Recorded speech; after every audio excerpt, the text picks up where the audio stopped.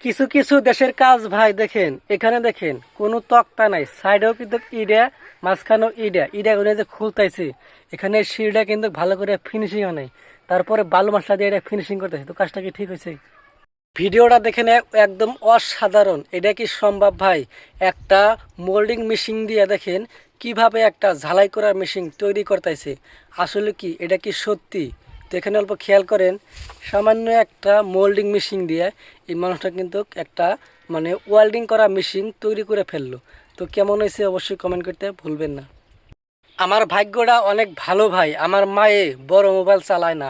যদি খালি বড় মোবাইল চালাইতো, এই ভিডিওটা যদি খালি সামনে গেত, তাহলে নিশ্চয় আমার মায় বলতো, এই দেখ এর পাও দিয়ে পানি খা, কত ছোট প্লান হয়ে কাজ করতেছে আর তুই খালি বাড়িতে বসে থাকিস। তো দেখেন, ভালো মিস্ত্রির ভালো কাজ, ভালো কাজ যদি করতে চাও কাজটা অল্প কম হয় কিন্তু কাজটা ভালো হবে। এখানে দেখেন একটা মিস্ত্রি কিন্তু এখানে এইখানে গাঁথনিটা করবে। তো গাঁথনিটা দেখেন আগে ভালো করে সুতেটা নিয়ে দাগ দিয়ে তারপরে গাঁথনিটা সিধে করে নিতেছে। তো ভালো মিস্ত্রি কাজ করে কাজ হবে। এই ভিডিওটা একটু খেয়াল করে দেখেন, এখানে যদি আমরা কাজ করতাম, এখানে কিন্তু আমাদের তিনজন মানে লেবার লাগতো। আর তিনজন লেবারের কাজ দেখেন, এই লেবারটা কিভাবে একলাই করতেছে। তো ভালো করে খেয়াল করে দেখেন, অসাধারণভাবে এই এখানে আমরা যদি ছাদ ভাঙ্গি বা কিবা ভাঙ্গি, সেখানে কিন্তু শ্রেণী হাম্বার দিয়া বাই দিয়া সেগুলো একবারে মানে গুড়া গুড়া করে হাল দেয়।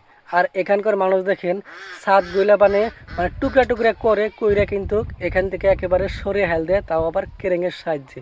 তো দেখেন অল্প, আমরাও কিন্তু টিন দিয়ে সাটারিং করে তারপরে ছাদ ডালি। আর এখানে দেখেন টিন দিয়ে সাটারিং করছে কিন্তু কোনো বালু মশলা বা মাড়ি এই টিনের দেয় নাকি।